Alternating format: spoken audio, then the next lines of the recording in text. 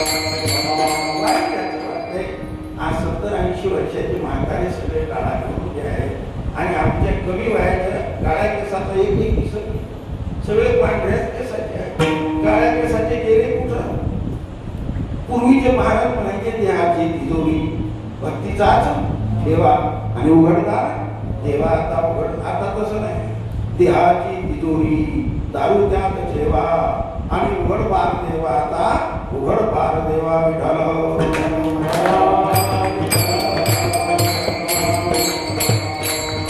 आता सगळे त्या कामात लागले. आता यावेळेस काय काम असतात? हेच काम तिकडे जायचं सगळे. पहिले महाराज म्हणायचे पाण्यातला मासा निद्रा घेतो कैसा जावे त्याच्या वंशी तेव्हा कळे. आता हे नाही. आता तसं नाही राहिलं. आता वेगळं झालं. पाण्यातला मासा लागतो कसा खावा त्याचा रसा तेव्हा कळे.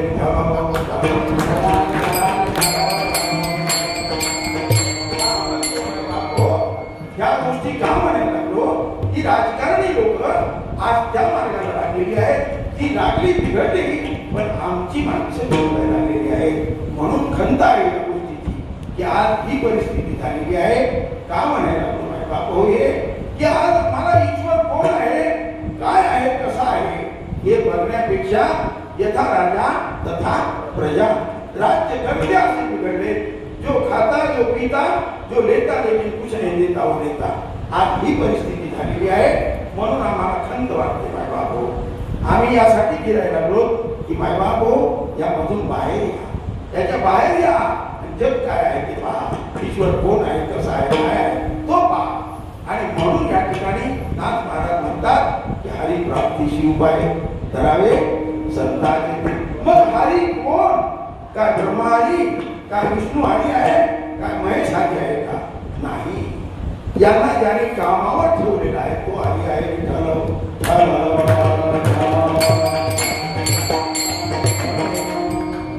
मग हरी कोण आहे?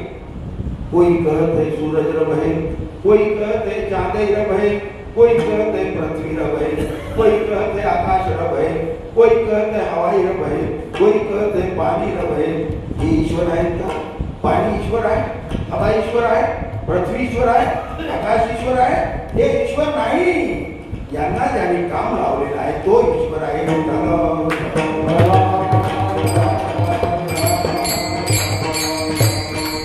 आणि तो ईश्वर करण्यासाठी आम्हाला संतांच्या पवित्र चरणी जावं लागेल. रामचंद्र प्रभू दशरथाला कळाले का? कौशल्यला कळाले का? कैकेयीला कळाले का? नाही कळाले. परंतु जेव्हा आता यांचं बालपण सोडून द्या, रामनवमी झाली, सगळं झालं. परंतु योग असा की जेव्हा हे 9 वर्षाचे होते, हे गुरुकुल मधून शिकून आले. दोघं नन्यारला गेले आणि त्याच ठिकाणी विश्वामित्र जे आले दशरथकडे, त्यांना सांगितलं दशरथ जी ये जो तुम्हारे 2 9 साल के बालक हैं हमें दे दीजिए. त्याने विचारलं महाराज काय के लिए होना? बोले राक्षस लोग बहुत यज्ञ में व्यत्यय डाल रहे हैं, इसके लिए होना. ते म्हणाले महाराज ये बलि का बकरा चढ़ाने के लिए क्यों भी जा रहे हो? ये 9 9 साल के तो है. त्याला कळाला देव, याला कळाला का? विश्वामित्राला कळाला, यांना नाही कळाला. मग ते म्हणे हमें यही होना है. हा हा हा ना म्हणजे गेला. शेवटी विश्वामित्र उठून निघाले. राजगुरु वशिष्ठ म्हणाले महाराज ये विश्वामित्र है, एक बार पीछे पड़ जावे तो हरिश्चंद्र का क्या किया था याद करो. तो ये दोनों दे दो. अपने पास 2 नन्यार पे उनको लाके राज चला दीजिए. इथं देव कळाला का बाबा? नाही कळाला. कळाला कुणाला? संताला कळाला, विश्वामित्राला कळाला. त्याने जेव्हा घेऊन निघाले ताकीने प्रहार केला. तर दशरथ की आपल्या विश्वामित्राने सांगितलं राम इस पे बात चलाओ. त्याने काय सांगावं? रघुकुलरीत सदा चले आई, प्राण जाए पर वचन न जाए. हम स्त्रियों के ऊपर वार नहीं करते. त्याने सांगितलं, सद्गुरुने सांगितलं रामजी तू शिष्य है, मैं गुरु हूं. ये स्त्री नहीं है, ये काल है. स्त्री कौन होती है? भोजने सुमाता हुई, जन्म कारण जननी हुई, बाग कारण बालिका, औक्षणे सुरंभा हुई, पूजा कारण देवी हुई, मार कारण कालिका विठल.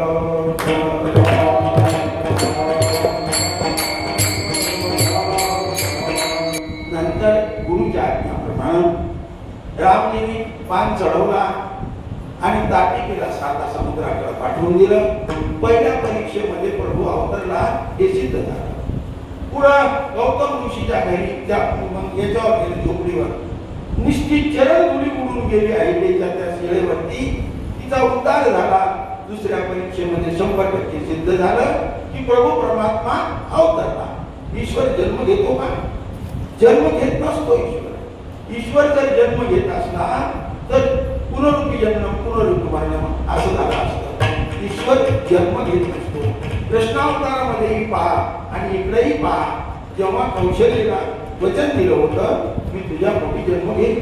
आम्ही 9 महिने नव्हते असं असे राहून आलो. परंतु प्रभू राम 12 महिने आईच्या उदरात होते. पण उदरात भास होत होता. होते की नव्हते त्यांनाच माहीत. परंतु जेव्हा पूर्ण दिवस झाले 12 वर्ष 12 महिने तेव्हा मात्र नुसता भास झाला आणि अशी प्रकाश ज्योत बाहेर आली आणि जमिनीवर पाय आणि आकाशाला डोकं अशी विराट त्या ठिकाणी उभं राहिलं. मग मात्र कौशल्याने सांगितलं प्रभू तुम्ही माझी इज्जत राखली. माझ्या पोटी जन्माला आला ते सगळं सिद्ध झालं. पण हे एवढं रूप मी काय लाड करू तुझा? त्याने सांगितलं काय करू आई मी कधीच याच्या आधी जन्म घेतला नाही ना म्हणून मला अनुभव नाही. तू सांग काय करू ते. बेटा लहान व्हावं लागेल तुला. छोटे झाले ते म्हणजे एवढ्यावर मी जमत नाही. मग अतिशय शिशु म्हणजे छोटस व्हायला पाहिजे. ते झाले म्हणजे आता काय ते म्हणजे एवढंच नाही. आता तुला ज्या लीला असतात बालपणाच्या त्या करावं लागतील. ते कोणती लीला असते म्हणजे तुला रडावं लागेल.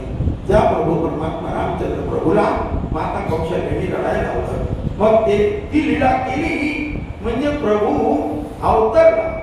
जन्म घेतला का? नाही. मग तो ईश्वर असतो माय बापो. आणि तो ईश्वर जर बघायचा असेल तर संताशिवाय पर्याय नाही. मग आता सगळ्यांना तो ईश्वर कळतो का? मग त्या ठिकाणी नाथ महाराज यासाठी सांगायला लागलेले आहेत की हरी कोण आहे हे बघा. आणि तो जर बघायचा असेल तर संतांचा सहवास करा. मग संत कोण? तेची संत तेची संत तेची संत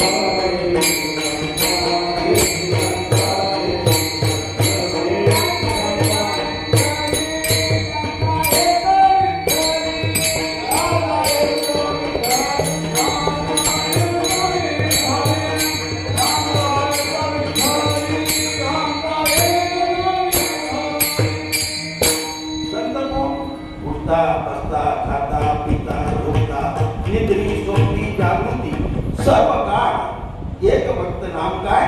विठ्ठल.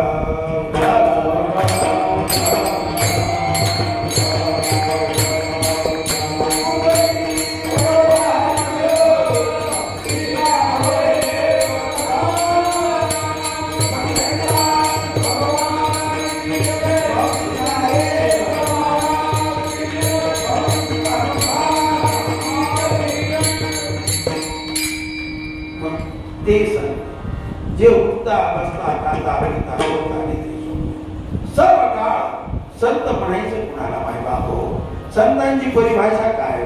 तुकोबारायांनी का संत म्हणावं लागलं की ज्या तुकोबारायांनी खरा ईश्वरासोबत करार झाला. नामदेव महाराजांनी सांगितलं.